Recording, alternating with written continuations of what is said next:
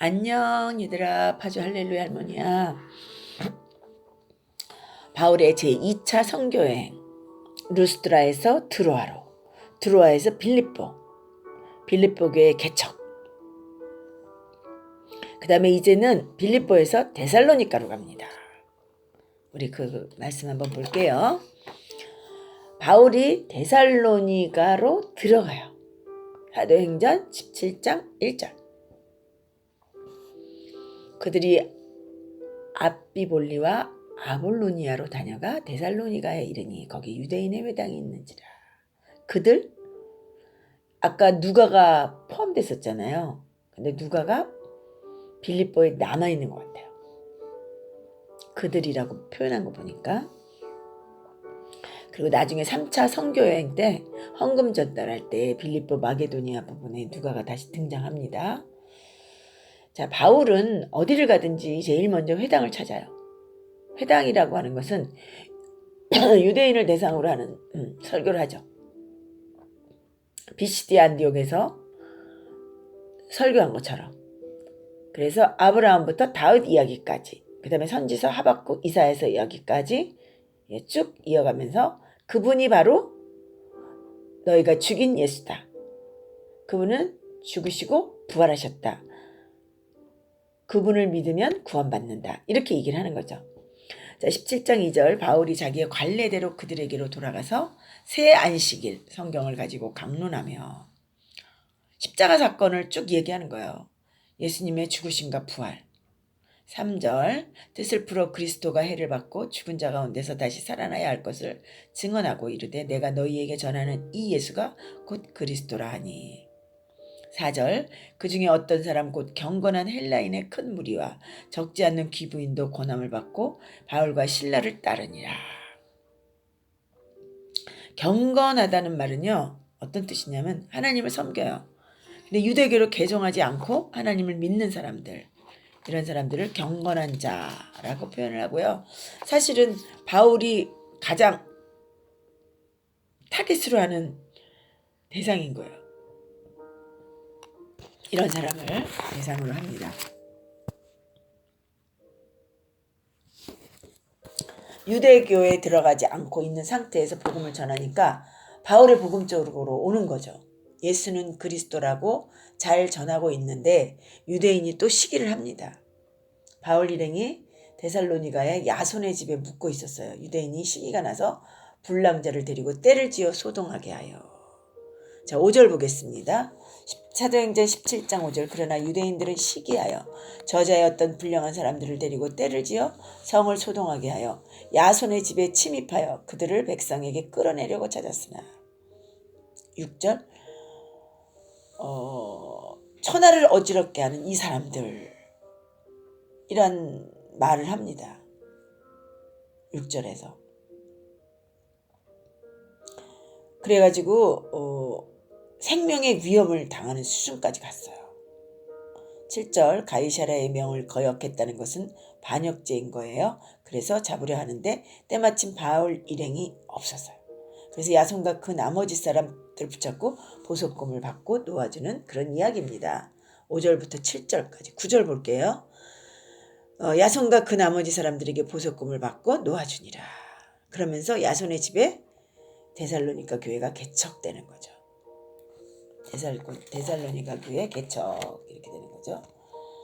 그래서 데살로니가에서 이제 베레아로 갑니다. 데살로니가 교회에서 베레아로 가요. 10절 볼게요.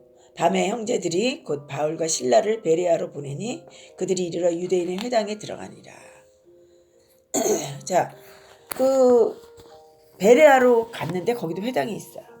자, 17장 11절 베레아에 있는 사람들을 데살로니가에 있는 사람들보다 더 너그러워 간절한 마음으로 말씀을 받고 이것이 그러한가 하여 날마다 성경을 상고함으로 그 중에 믿는 사람이 많고 또 헬라의 귀부인과 남자가 적지 아니하나. 13절 데살로니가에 있는 유대인들은 바울이 하나님의 말씀을 베레아에서도 전하는 줄 알고 거기도 가서 무리를 움직여 소동하게 하거늘.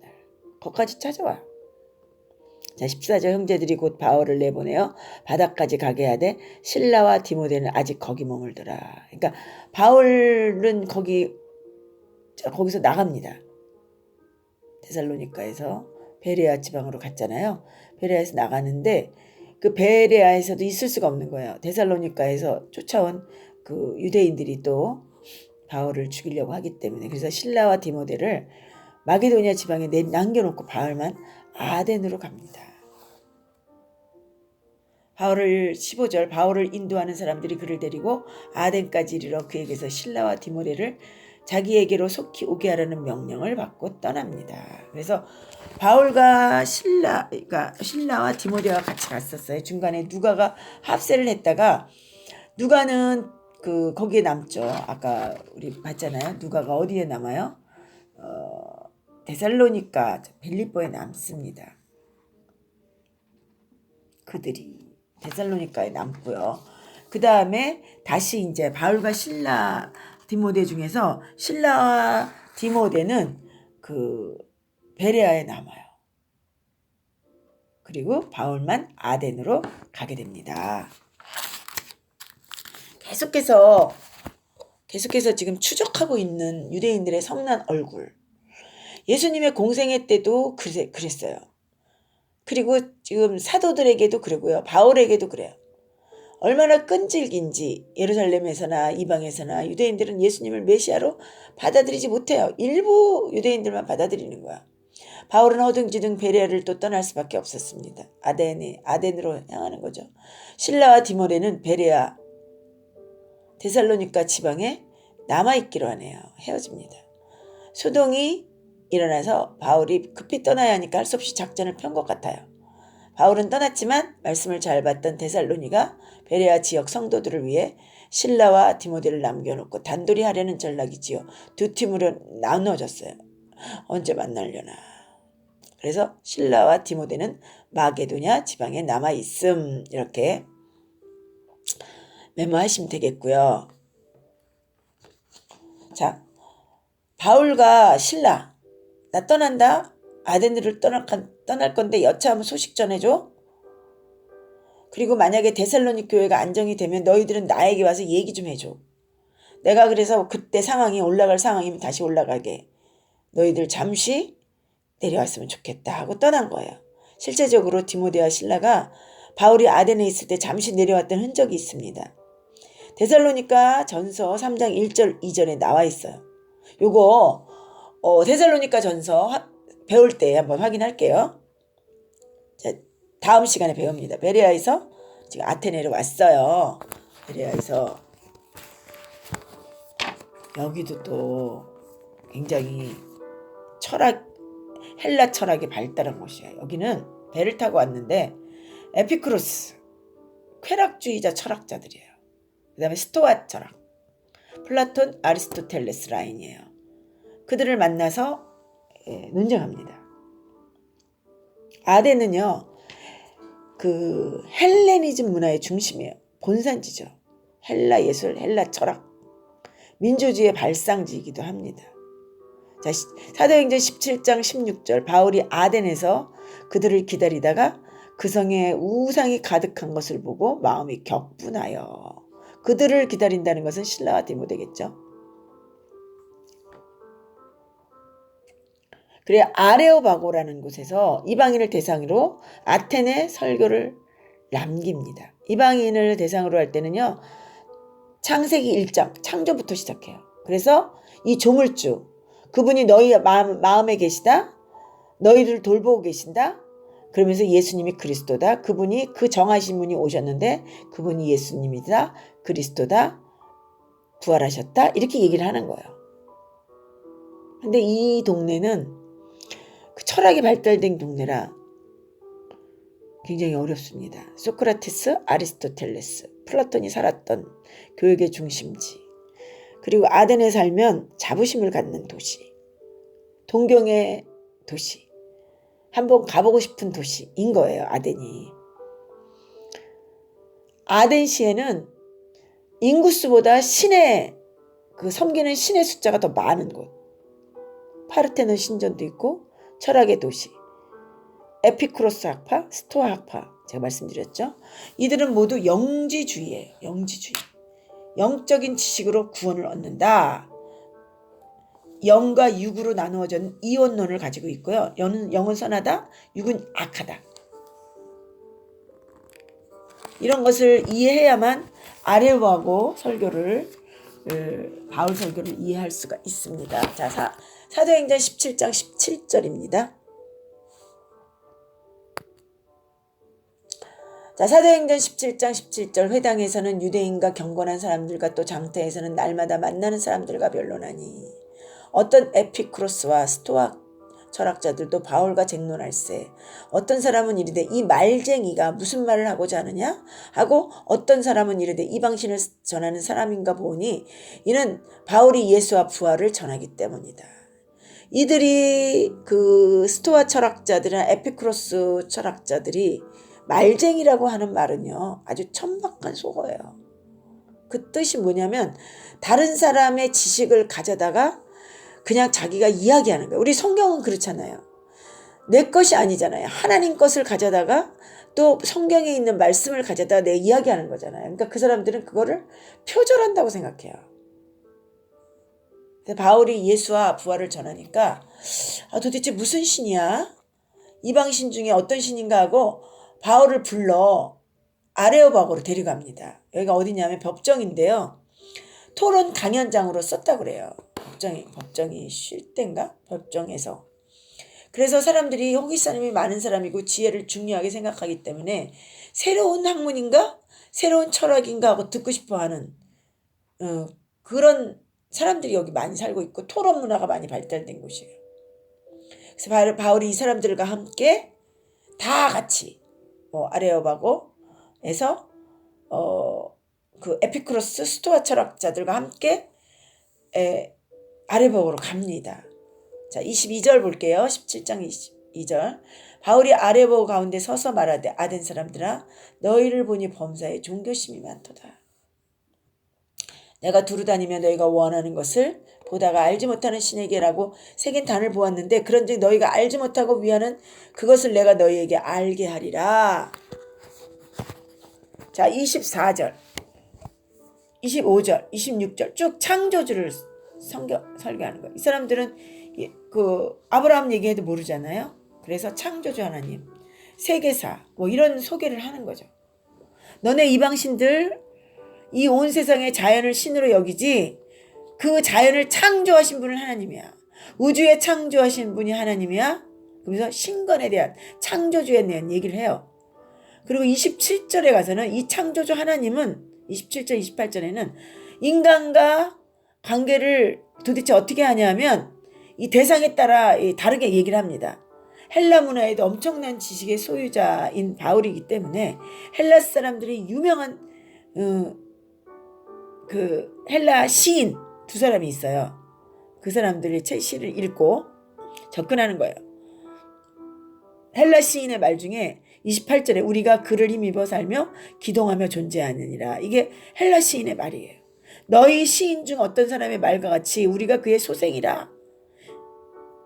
우리가 그를 힘입어 살며 기동하며 존재한다는 그 시를 쓴 사람의 말을 인용하면서 이 사람의 말과 같이 우리가 그의 소생이라 이렇게 친근하게 헬라 시인 헬라인들에게 가까이 가는데 에피쿠로스 학자들은 이제 스토아 학파와 공통점이 있는데 어떤 거냐면요. 신은 있다. 그런데 창조하긴 했어.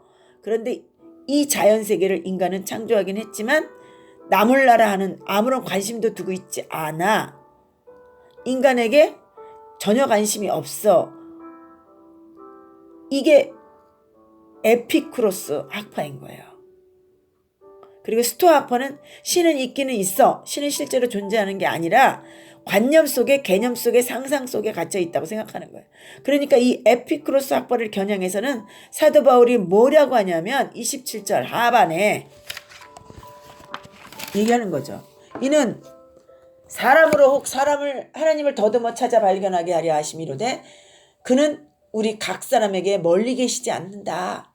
이게 돌보지 않는다고 하니까 멀리 계시지 않는다라고. 그리고 우리가 그를 힘입어 살며 기동하며 존재한다. 이 시인의 말을 인용하는 거죠. 에피크로스 학파는 뭐라고 말하냐 하면 멀리 계셔서 인간은 아예 관여하지 않아. 관심도 없어. 그래서 항상 불안한 거예요. 왜 신은 있는데 관여하지 않으니까. 그래서 우리가 그를 힘입어 살며 기동하며 존재한다. 임재한다. 우리 안에 임재하시는 하나님, 창조주 하나님, 내가 하나님에 대해 소개했지? 내가 하나님에 대해서 소개하는 거예요. 하나님이 인간이랑 어떻게 관계하느냐? 멀리 계시지 않고 우리가 그 힘을 힘입어 우리가 살고 있고 기동하며 살고 있는 거야. 이렇게 얘기를 합니다. 에피크로스 학파에게. 스토아 학파는 또 뭐라 그래요? 신이 관념 안에, 개념 안에, 상상 안에 갇혀 있다고 하잖아요. 그게 아니다. 하나님이 우리 안에 임재해 있다. 얘기하는 거예요. 그 소생이 우리다. 하나님의 형상을 닮은 우리다. 우리가 그의 소생이라고 하니 그거는 아라투스라는 시인이 말이에요. 우리가 그들의 소생이다. 이렇게 얘기해요. 이렇게 헬라 사람에게서 헬라 그 시인의 두 절을 가지고 와서 헬라 사람 아덴 사람에게 소개를 합니다. 인간관계에서 우리는 멀리 있지 않다. 그리고 우리는 그의 소생이다. 그래서 하나님은 금이나 은이나 돌이나 29절에 보니까 사람의 기술과 고안으로 새긴 것들이 같이 여길 것이 아니다. 우리가 하나님의 소생이 되었으니까 이제 우상 같은 거 만들지 말라. 우리 안에 계시니까 이제 만들 필요 없다. 라고 윤리관에 대한 얘기를 한 거예요. 신관의 윤리관까지. 우리가 하나님을 알지 못하던 시대에는 30절 하나님이 관가하셨거냐 이제는 어디든지 사람과 다 명하사 회개하라 하셨으니 31절 이는 정하신 사람으로 정하신 사람 예수님이죠. 천하를 공의로 심판할 날을 작정하시고 이에 그를 죽은 자 가운데서 다시 살리신 것으로 모든 사람에게 믿을 만한 증거를 주셨음이라 하시니라. 예수님 창조 선포했어요. 그를 죽은 자 가운데서 살아나셨다고 증거를 합니다. 부활이 증거죠. 이렇게 인간으로 오신 하나님을 이 땅 가운데 오셔서 죽으시고 부활하셨다고 하니까 이 아덴 사람들이 영은 선하고 육은 악하다라고 영지주의를 믿는 자들이 비웃는 거예요. 아니 육은 악한데 영은 선한데 어떻게 메시아가 악한 육의 몸을 입고 올 수 있어. 그러면서 그들이 죽은 자의 부활을 듣고 어떤 사람은 조롱도 하고 32절에 어떤 사람은 이 일에 대해 내 말을 다시 듣겠다 하니 아덴에서는 반응이 없는 거예요. 다른 데서는 폭동도 일어나고 박해 핍박도 하고 그랬는데 여기서는 아무 반응이 없어요. 그래서 반응도 없고 철학의 중심지로 들어간 거잖아요.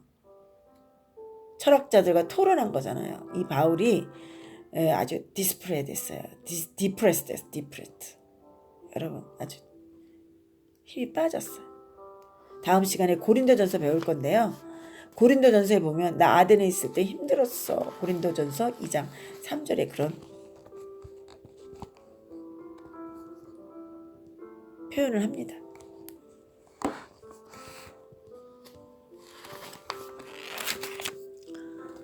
지금 바울 설교 굉장히 잘했어요.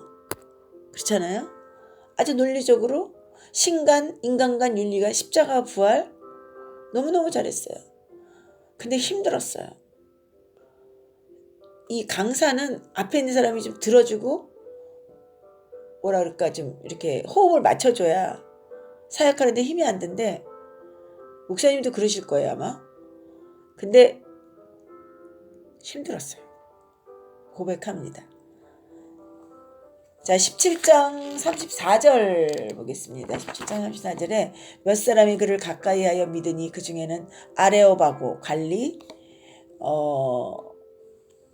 디오누시오와 다말이라 하는 여자와 또 다른 사람도 있었더라. 그러니까 이 누가가 그 사도행전을 기록할 때 몇 사람의 이름을 밝히고 있습니다. 그 다음에 이제 아테네에서 고린도로 갑니다. 18장 1절 그 후에 바울이 아덴을 떠나 고린도에 이릅니다. 고린도는 어떤 곳이냐면 도대체 어떤 곳인가 장소를 알아야 고린도전서 이해하기가 쉬운데요. 그 도시 상황은 그러니까 배경 서신서를 이해하기 위해서 필요합니다. 아덴과 접경 지역이에요. 그래서 이것도 헬라 철학이 많이 유명한 곳이고 그 지정학적인 위치 이런 거는 이제 고린도전서 배울 때 한번 같이 배우도록 할게요.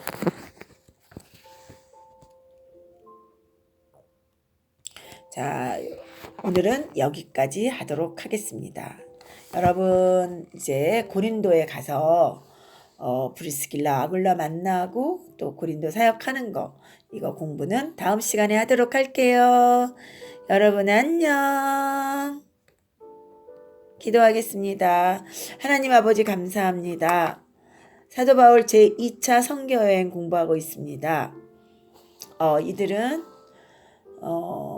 바울과 실라 또 디모데 누가까지 합류했지만 유대인의 폭동으로 인해서 쫓겨나고 이제 아덴까지 왔다가 바울이 힘든 설교를 아레버거에서 합니다. 주님, 이제 아테네에서 고린도로 향합니다. 그 발길 저희도 따라가게 하시고 제2차 선교여행을 통해서 고린도 교회가 개척되고 또 서신서가 쓰여지는 그 광경을 저희들도 함께 공부할 수 있도록 축복해 주세요. 이 모든 듣는 자들에게 하나님의 축복과 기쁨이 넘치기를 바랍니다. 예수님의 이름으로 감사하며 기도합니다. 아멘.